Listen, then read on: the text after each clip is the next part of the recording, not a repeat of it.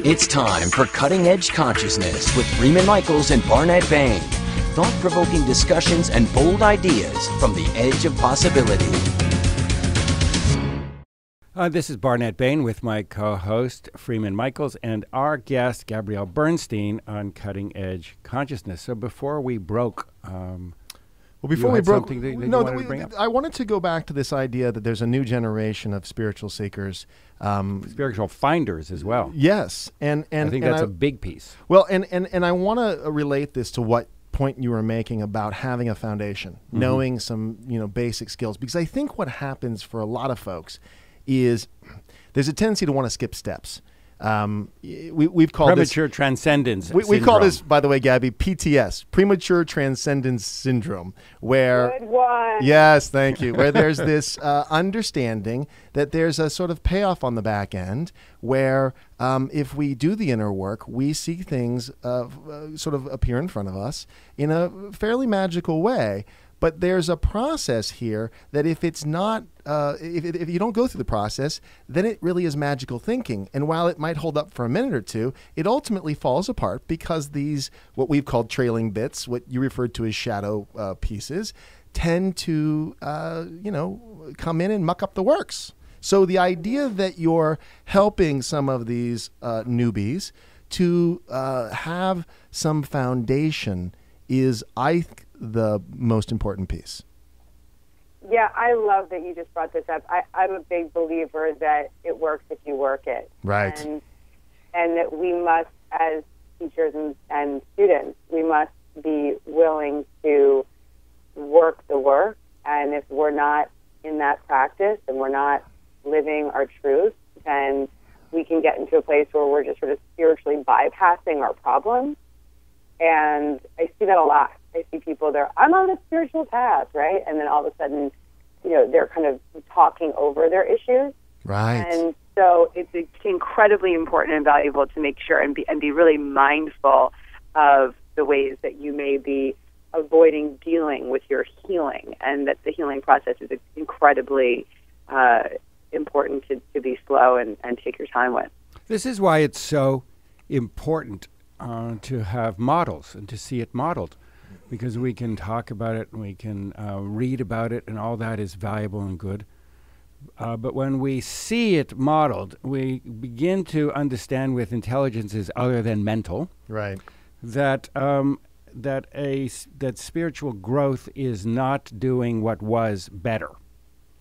Yeah, yes. Right. Not repurposing the same. It's not best practices, it's next practices. That's it. Yes. And we learn by seeing. And when we see somebody in the moment, in their gifts, with trust, with an authenticity, willing to own the sticky parts, with compassion for those sticky parts, it is inspiring. It raises all boats. Mm-hmm. And I feel like it's a sign of the times, too, because at one point it was very appropriate. That's why you're here, Gabby. You're a sign of the times. You are. I think at one point it was very appropriate to have a sort of spiritual teacher, maybe a guru or something, that you kind of held on a pedestal. But today, I think that that's kind of come apart. And so people such as yourself, Gabby, who are willing to kind of reveal these, bits and pieces that clunk along, and they do, is far more valuable. Yeah, absolutely. And I think to your point, I think these days it's valuable to not separate yourself from your teacher. I think it's for me, whether it's these days or in general, my part of my mission as a teacher is to not make myself separate or make myself special. And that's a big one, because I think a lot of times people want to make idols of their special teachers, and that doesn't serve the student. So wise. And it's quite the opposite of what a spiritual practice is. That's so wise. That's really wise. Yeah. It's the danger of getting good reviews. It is the danger of we getting start to get from a filmmaker. What can I say? I mean, I bought my own press packet. Yeah, I'm buying my own press. By that, though, I think it's important to shine brightly. Absolutely. And live in your light fearlessly, and not be afraid to be great, because in your greatness, people see that their reflection back to them. Well, and yeah, go ahead. I'm sorry. So I just think it's really important to be a mirror for everyone else's greatness, and I think that that's incredibly valuable. But to also like I said earlier, share that shadow side, be your authentic truth, so that you're not making it like, I'm better, I'm separate. Absolutely. And this is the point I think that Barnet was making even in the opening, is that, and we will be the first to raise our hands here, that we often track back and do a lot of picking up of these, trailing bits. And one of the things that we've sort of made a commitment to, because it's so important to balance it out with a sense of vision and a sense of what's wonderful and what's working versus just spending so much energy tracking these pieces that come apart. We want to be able to own those things, but we surely don't want to identify with them. Right. Right. Exactly. Because there is a teaching model, and there are people that do that, where they really are. It's kind of being caught in the fragments, and so what you end up attracting is a bunch of people who are invested in the fragments. I would think, and I want your feedback on this, Gabby. I think that's developmental. I agree. No, I agree. I agree. Yeah, I don't know if Gabby agrees. I think in general, I think it's valuable to.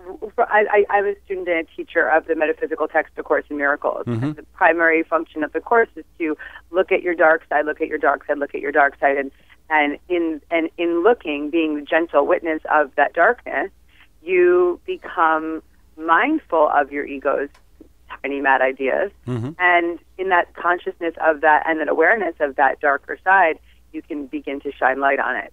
And it's only in that fearless inventory of our behavior that we can really begin to awaken to a new way of living. It's beautiful. Yeah. It is the inventorier that is the lover, that holds the compassion, that holds the space for nurture and possibility for all of those little darky, sticky, icky bits that we push away, and instead we can bring close, and then there is the vision, because you have a very clear imagination and expectation and desire about the healing that you want for yourself, the sense of commitment and community that you want for others.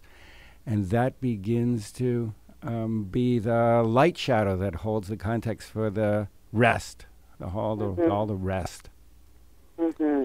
Now, this new book that you're working on, tell us a little bit about that. Let's talk about the Lovetarian Lovetarian way, is that it? I love it. That's it. I love it. That's great.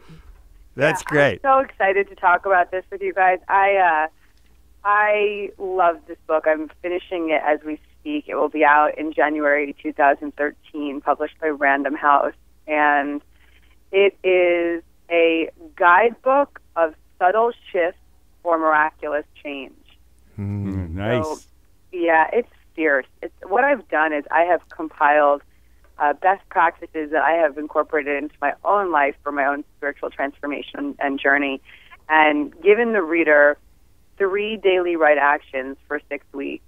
And each week is broken up into a different area of your life, and each day you are guided with the spiritual principles based on the techniques of A Course in Miracles, and guiding you to affirm new belief systems, to sit in stillness and silent contemplation, and to do some heavy lifting and inventory work in the evening. And so these 3 steps each day really help you crack open to that presence of spirit within you. And the most important message of that tagline is subtle shifts for miraculous change. Because I think a lot of people think that we need to do all this work and it's such heavy lifting.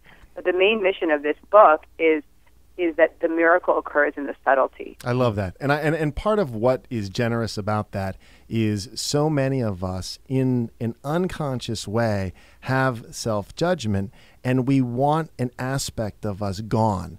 And so what that tends to promote is dramatic choices. And those dramatic choices are oftentimes an expression of a denial of the part of us that we need to take along with us. So the idea that it's subtle, in my mind, is very generous. Yeah. And very doable, because if we can't do it in sort of incremental ways, we can't start with where we are. If you move a tiny click today, yeah, and a tiny click tomorrow, and a tiny click looks very subtle today, but in a year you've moved a long way. That's right. It's exactly right. That's exactly right. Fantastic. That was the goal of this book, is to just say it doesn't have to be as hard as you think, and to keep it simple, and to take daily right actions, and to stay in the container so that the change can occur naturally. You know, that's great. And just one of the things I'm tired of, I'm going to have a little moment here with the language that is out there in, let's call it, our community. The whole idea that healing is hard. You know, I'm over it. It's not hard. I mean, there is a level of diligence and, okay, there's some risk, but it's just liberating. I mean, for me to be able to see these aspects of myself from a compassionate perspective, and I know that's what you teach. I mean, I've obviously, researched your work and the whole forgiveness stuff. That's nothing short of yippee. That's the good news, right? Right. I like to... Don't ever do that again on this show. Don't ever yippee on this show again. But I like to advise folks to recognize that it's kind of like, would you rather be right or happy, right? It's some great lessons from A Course in Miracles. And it's a lot harder to be unhappy, right? And so being in that place of holding on to resentment and staying stuck in old behavior, it takes a lot of energy. It takes a lot of time. And so taking it's no fun. Action, it's absolutely not fun. And we only have so much energy. And when that energy is committed to a slugfest and to a struggle,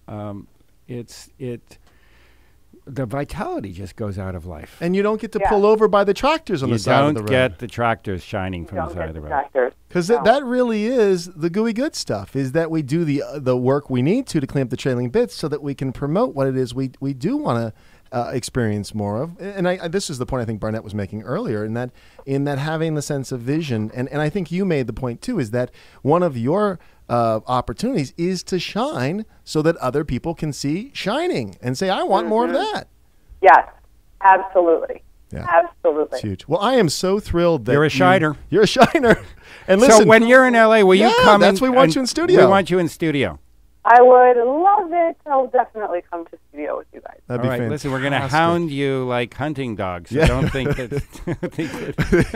He won't let you off that one. Hey, I also I want to be sure that when the book comes out, I'm talking now about the Lovetarian way, that we can have you back for that one. Absolutely, 100%. All right, great. Send us an early copy so we can sure. talk about you on the show. That's right. Got it, guys. Thank you. Hey, we're thrilled. Listen, before you go, too, I want to give folks the website. I have two of them, but if I get them wrong, correct me. It's GabbyB.tv. That's GABBYB.tv. You can also get to Gabrielle's work at GabrielleBernstein.com. Did I get that right? The other part, no, it's GabbyB.tv and HerFuture.com. HerFuture.com. Fantastic. Thank you so much for being with us. Lots of love from Cutting Edge Consciousness. Bye, guys. Bye. Have a nice day. And for those of you listening, stay tuned because we'll be right back here on Cutting Edge Consciousness.